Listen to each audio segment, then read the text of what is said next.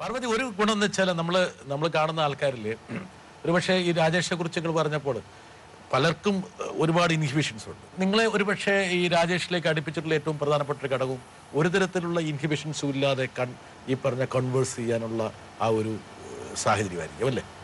മേഘയും ഞാൻ രാജേഷിനെ പരിചയപ്പെടുന്നത് സഞ്ജയ് സർ വഴിയാണ്. സഞ്ജയ് സർ പാർവതി എന്ത് പറഞ്ഞ നേടിക്കൊടുക്കാം. എനിക്കിതൊരു ഒരുതരം ഫെയറി ടെയിൽ എന്ന് പറയാവുന്ന ഒരു യാത്രയാണ്.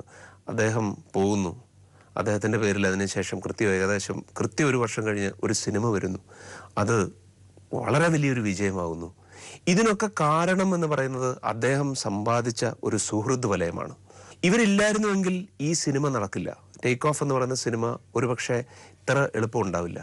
പല വേദികളിലും പല സദസ്സുകളിലും പല ആൾക്കാരുമായും രാജേഷിന് വേണ്ടി, രാജേഷിൻ്റെ റെപ്രസെൻറ്റേറ്റീവായി ഞാൻ സംസാരിച്ചിട്ടുണ്ട് പല ഘട്ടങ്ങളിലും.